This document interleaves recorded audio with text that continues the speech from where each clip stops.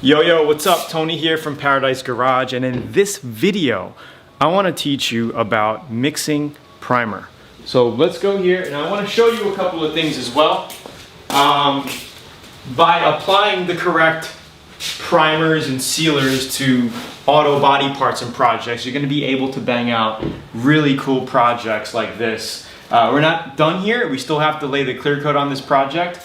But we're gonna get into mixing primers because some brands of primers that you get, they don't give you the mixing ratio, and you're like, how do I mix it, right?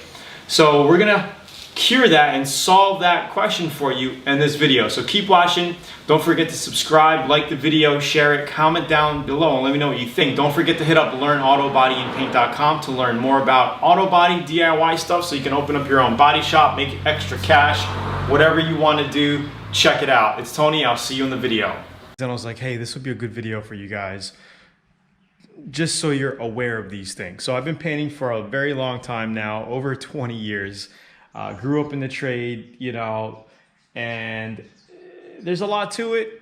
And also it can get very, very simple if you think simply. So this video is about mixing, okay? Now I wanted to point this out because you know, we get a lot of questions on the channel, people saying, hey, how do you mix paint, blah, blah, blah. So here's a perfect example of getting something where there's pretty much no paint mixing ratio directions on it. So I got some epoxy primer from Shopline, a PBG distributor here. And if we take a look at the can here, it gives you, you know, all the safety stuff, okay?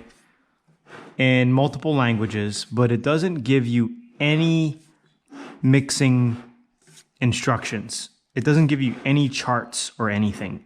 And I was like, okay. And for me, I wasn't worried about it because I knew they gave me a gallon of sprayable, you know, a gallon of epoxy, and they gave me 2 quarts of my hardener here, JH3770. So I automatically knew subconsciously that it was a 2-to-1 mixture. So if you see something like this, you know it's a 2-to-1 mixture. If we look at this base coat here, you'll see that it's sorry about that, it's 1-to-1. It tells you 1-to-1 right over there. Okay, JB9300, which is the base coat, and then JR50, JR50. It could be anything, 506. I like to use medium most of the time for my reducer. And this is our reducer here. So we know that, hey, for every 1 part of this, we got to put 1 part of a reducer, 1-to-1, okay? And if we go here, all right, they gave me a gallon and then they gave me 2 quarts. So to use this stuff evenly, it's basically 2-to-1. For every 2 parts of that, you're going to put 1 part of this. Okay, so for every, you know, 4 ounces of that, you're gonna put 2 ounces of your hardener in. For every gallon, you're gonna use 2 quarts of your hardener. Does that make sense? Sometimes some clear coats come in this mixture. Okay, this is epoxy primer, but sometimes some clear coat brands, they'll go, you know, 2-to-1 or 4-to-1. Or sometimes, you know, 4-1-1. Okay, there's different clear coats. We'll get into the clear coat stuff later and other primers, but I just wanted to kind of just point this out for you while I was about to mix some epoxy up. Okay, so this is a 2-to-1 mixture. So if you're going to use a half a gallon of this epoxy primer, you're going to use 1 quart. Then you're going to have a half a gallon left over, and then for the other quart. Okay, a 2-to-1 mixture to use it evenly. And on top of that, so after you mix it, you can reduce it. And that's another secret of what you could do is reduce it down a little bit, okay? 5% to 10%, depending on the flow and how it's dripping down the paint stick, to be able to spray out of smaller tip sizes, okay? Now, if you really want to get the maximum usage of a 2K filler primer. This is not a filler primer, okay? This is an epoxy primer. But if you want to get the maximum benefit of epoxy or filler primers, it's best to spray it out of a larger tip size, like a 1.8 to a 2.0, especially if you're doing large pieces, you know, like car panels and whatnot. This way you can lay it on really well.